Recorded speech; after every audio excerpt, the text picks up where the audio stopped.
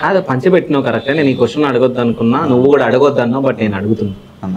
So పైసలు ఎగరేసినావు, అందుకనే ఉన్నా పైసలు. దీన్ని జస్ట్ కంటెంట్ ఇచ్చిన అన్న అది, కానీ ఇంత ఇంత ఇంత అవుతుంది అన్న నాకు అసలు. ఏమంటున్నారు మరి పోలీసులు? ఏమంటారు మా అమ్మ ఏమంటారు మంచిగా మర్యాదలు చేస్తురా? ఏం లేదన్న, మరి మంచిగా ఉంది, ఏమంటలే కదా. ఇప్పుడు విడాకులు తీసుకునేటప్పుడు పెళ్లి చేసుకున్నావు కాబట్టి ఆస్తి రాసేయాలి అంటారు, మరి ఎంత వస్తుంది ఊరికి మీకు? ఎందుకన్నా కాదు, రేపు పొద్దున మీరు విడాకులు తీసుకుంటే ఫస్ట్ భార్యకి రాసేయాలి కదా. ఫస్ట్ మనం కొంచెం ఎడ్యుకేటెడ్, మనకు ఐడియా ఉంటుంది కదా. లీగల్ మ్యారేజ్ లోకి వస్తుంది, ఫస్ట్ ఆఫ్ ఆల్ లీగల్ అవ్వదు కదా. ఇప్పుడు పోలీస్ స్టేషన్ పోయారు వీళ్ళు, పోలీస్ స్టేషన్లో అన్నీ తెలుసు, పెళ్ళి అయింది అది ఇది అని చెప్పి. ఇప్పుడు మేజర్ సమీర్ అప్పుడు ఆమె మైనర్ ఉండే, సో అది ఆమె మైనర్ ఉండే, ఇప్పుడు మేజర్ అయ్యారు. ఇప్పుడు మేజర్ అయిన తర్వాత వీళ్ళు కలిసే ఉన్నారు, మేజర్ అయిన తర్వాత కూడా వీళ్ళు కలిసే ఉన్నారు, అవునా? సో అందరికి తెలుసు కదా. ఇప్పుడు తెలియకుండా ఉంటే అది వేరు. ఎప్పుడైతే తాళి కట్టినామో ఆ డేట్ గుర్తుపెట్టుకోవాలి మనం. ఓకే, సో నెక్స్ట్ కలిసి ఉన్నది గుర్తుపెట్టుకోవడం అవసరం లేదు. ఓకే, విత్ ప్రూఫ్స్ ఉన్నాయి మన దగ్గర. నువ్వు పిచ్చిగా మాట్లాడద్దు, ఓకేనా? విత్ ప్రూఫ్స్ అవి కాదు. వద్దులే అన్న, ఏం బ్యాడ్ చేయను అన్న, నాకు అవసరం లేదు. కానీ సో ఆమె లైఫ్ ఆమె మంచిగా ఉంటే చాలు. సో నా లైఫ్ లో కూడా నాకు ఇన్వాల్వ్ కావద్దు, నేను మంచిగా బతుకుతాను, నేను మంచిగా చాలా గోల్స్ ఉన్నాయి నాకు. చందన విన్నావా? ఆమె లైఫ్ లో ఆమె బాగుంటే చాలు, నేను అదే కోరుకుంటున్నా, ఆమె చెడు చేయాలనుకోవట్లేదంట. అంతే, ఇంకా ప్రేమ ఉంది హర్షిత మీద? ప్రేమ లేదు నాకు, కానీ బ్యాడ్ చేయదు. ఒకళ్ళు బ్రేక్ అయినంత మాత్రాన మా ఇద్దరికి ఇష్యూస్ అయినాయి, బ్రేక్ అయింది, సో మా ఇష్యూస్ వల్ల ఆమె నాశనం అయిపోవాలి అని అట్లా అనుకోకూడదు కదా ఎవరు. సరే, నీకు ఒక విషయం చెప్తా. ఫ్యూచర్ గురించి ఆలోచిస్తున్నావు కాబట్టి ఒక విషయం చెప్తాను. హర్షిత ఇంటర్వ్యూ నువ్వు మొత్తం చూసినా? అందులో ఏముంది నీకు? ఈయన పైన లవ్ ఉంది ఆమెకి అని నాకు అనిపిస్తుంది, నీకు అనిపించిందా? కానీ తినతో నేను చూసినప్పుడల్లా తన దగ్గర నుంచి కాల్స్ వచ్చినప్పుడల్లా స్పీకర్లోనే మాట్లాడతాడు. నిన్ను జీరో చేసే వరకు నేను ఊరుకోను, నీ పతనం చూసే వరకు నా వార్ ఎండ్ అవ్వదు అని కొన్ని హండ్రెడ్స్ ఆఫ్ టైమ్స్ నేను విన్నా. బట్ ఆన్ స్క్రీన్ వచ్చేసరికి లేదు, నో అసలు తిను నాకు కంప్లీట్గా తెలియక ముందు, లైక్ యాజ్ అ ఫ్రెండ్గా కూడా మేము అంత క్లోజ్ అవ్వక ముందు నేను విన్న కాల్స్లో నిన్ను జీరో చేసే వరకు ఐ డోంట్ స్టాప్ దిస్ అని చెప్పి చాలాసార్లు. కానీ ఆమె ఎంత నెగిటివ్ చేసినా కూడా ఒక్క వీడియో కూడా అప్లోడ్ చేయలే అన్న. ఫస్ట్ టైం నిన్న అప్లోడ్ చేసిన, అది కూడా ఏమో కోసమే నిన్న అప్లోడ్ చేసిన నేను ఒక్కటే వీడియో. ఆ వీడియో మాత్రం తీసేయాలి బ్రో. తను తీయకపోతే యాక్చువల్లీ మా ఫ్యామిలీ వాళ్ళు ఆల్రెడీ దాని మీద తీసుకోవాల్సిన లీగల్ యాక్షన్ తీసుకుంటూనే ఉన్నారు. బికాస్ నా పర్మిషన్ లేకుండా 120K ఫాలోవర్స్లో ఆబ్వియస్లీ నన్ను నెగిటివ్ చేసినట్టే కదా. మరి ఆమెకు తెలిసి పెట్టిందో తెలియక పెట్టిందో మళ్ళీ చూసుకుందో లేదో కూడా తెలియదు. ఆ వీడియోలు డిలీట్ చేసి నన్ను ఎంత తిట్టుకుంటావో నేను ఇంకా తిట్టుకోని ఆ వాయిస్ ఓవర్ క్లిప్ మ్యాచ్ అయి ఉంటే ఆ వీడియో నేను అసలు పట్టించుకోబోతుంటే. ఇప్పుడు మీరిద్దరు విడిపోయినప్పుడు ఆమె నువ్వేం తప్పులు చేసినా చూపించాలనుకున్నా అవి చూపించింది, నీ దగ్గర అవి లేవు. ఇప్పుడు హర్షిత నాకు ఆమె మాట్లాడిన ప్రతి రికార్డింగ్ నేను చేసుకోవచ్చు, కానీ నాకు అవసరం లేదు. ఎందుకు? ఆమె జీవితం ఆమె అనుకుంటుంది కాబట్టి నేను లైట్ తీసుకున్నాను, నాకు అవసరం లేదు. కానీ ఏమేం చేస్తుంది తెలుసా, నేను ఎప్పుడైతే మాట్లాడతానో ఈమె మాట్లాడేది రికార్డింగ్ చేసుకోదు, సో నేను మాట్లాడేది రికార్డింగ్ చేసుకుని పెడుతుంది. కాదు, ఇప్పుడు ఆమె పెళ్లి చేసుకోమనగానే పెళ్లి చేసుకున్నావు కదా నువ్వు మైనర్ ఉన్నప్పుడు, అవునా? సో ఇప్పుడు ఏమనిపిస్తుంది ఆ పెళ్లి గురించి ఇంతగానం అవుతుంటే? పెళ్లి గురించి ఇట్లా ఇంతగానం అవుతుందంటే ఇక తప్పు చేసిన ఇక ఇప్పుడైతే వదిలేసుకున్నా మంచిగా ఉందామని చెప్పేసి అనుకుంటున్నా. దాని తర్వాత మంచిగా ఇప్పుడు ఒక రిలేషన్షిప్లో ఉన్న దాని తర్వాత మంచిగా ఉంటే చేసుకుంటాం. సో ఇప్పుడు ప్రెసెంట్ ఏం జాబ్ చేస్తున్నాను? ఇప్పుడు ఏం చేస్తాడు అన్న? ఏం చేస్తా? బట్టల షాప్ ఉంది కదా, ఇట్స్ మీ జోన్. ఓకే, అందులో దందా నడుస్తుంది అంటావా? సో డైలీ ఎంత సంపాదిస్తున్నా? లేదు, షాప్ పని చేసిన ఎన్ని రోజులు, ఇప్పుడు ఓపెన్ చేస్తాను. ఓకే, షాప్ కడుకు వచ్చి కూడా లొల్లి చేసింది మేడం షాప్. ఓకే, ఎందుకు వచ్చింది? నేను బయట ఉన్నా అని తెలిసి కూడా షాప్ కాడికి కావాలని వచ్చి లొల్లి చేసింది. ఇంకోటి ఏంటంటే ఫస్ట్ ఆఫ్ ఆల్ ఈ మేడానికి ధైర్యం ఉంటుంది నమ్మ కూడా మాట్లాడటానికి. వీళ్ళు ఎవ్వరికి ఉండదు, వాళ్ళ ఇంట్లో అయినా లేకపోతే వాళ్ళ ఎవ్వరికైనా నా ముంగట మాట్లాడేంత ధైర్యమే లేదు వాళ్ళకి.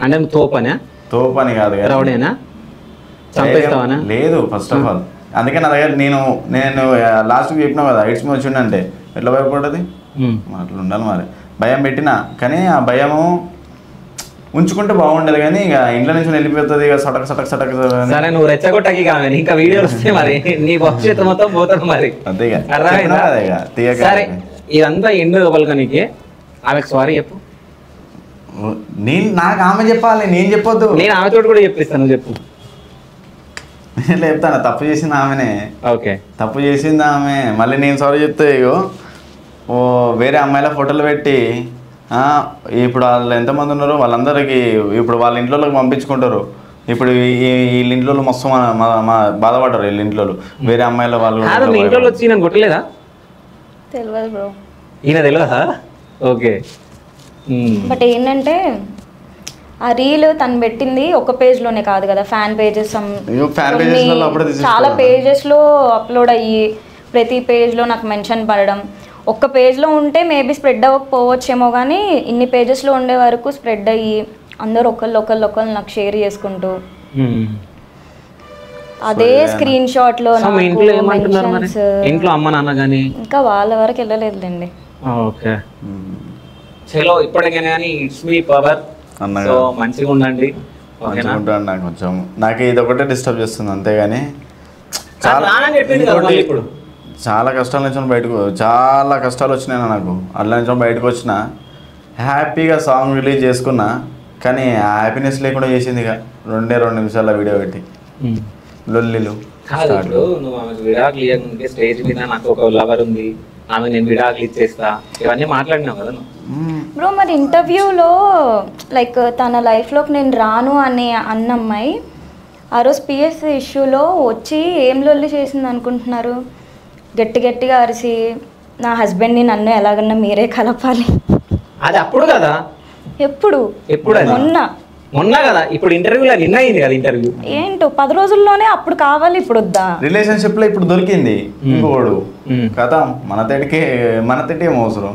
నేను ఇప్పటికి కూడా చెప్పిన మంచోని చూసుకొని పెళ్లి చేసుకోవే. వాళ్ళ ఇంతకు ముందుకు రిలేషన్షిప్లు ఉండే కానీ మంచోని చూసి చేసుకో, లైఫ్లో మంచిగా ఉండు. అదే చెప్పినా కానీ నేను ఈ చిచ్చోరలు వద్దు, మంచోని చూసుకొని చేసుకో. మంచిగా వీళ్ళిద్దరి మీద ఇంకా ఒకరికొకరు ప్రేమ ఉంది. సో వాళ్ళు చూపించుకుంటున్నారు మెల్లగా వాళ్ళ ఫేస్లల్లా. సో మనమే మధ్యలో మనము వాళ్ళ వీడియోలను ఫాలో అయ్యి మనం వాళ్ళని చూసి వాళ్ళని ఫాలో అయ్యే వాళ్ళందరు పిచ్చోళ్ళు. నిజం చెప్తున్నా. ఎందుకంటే ఇంకో విషయం నేను చెప్తా.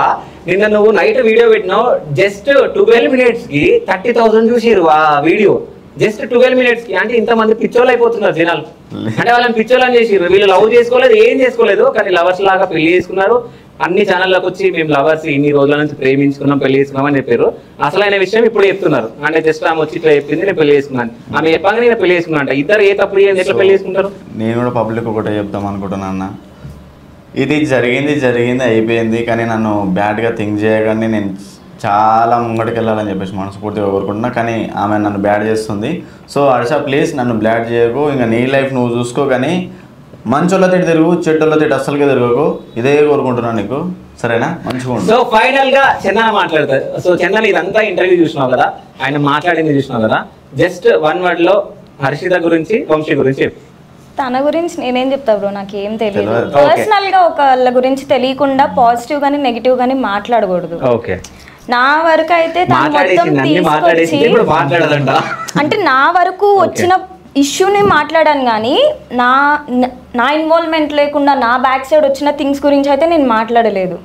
నా దగ్గరకు వచ్చింది పర్సనల్గా లైవ్లో నా దగ్గరకు వచ్చి ఒకరోజు లొల్లి పడింది, ఆ పాయింట్ మాట్లాడాను. కానీ రెస్ట్ ఆల్ మా మంచిదా ఇంకేంటి నాకు. సరే వంశీ గురించి చెప్పండి. వంశీ గురించి ఇప్పుడు ఇంటర్వ్యూ చేసిన తర్వాత ఈయన గురించి అన్ని విషయాలు తెలిసిన తర్వాత ఏమనిపిస్తుంది?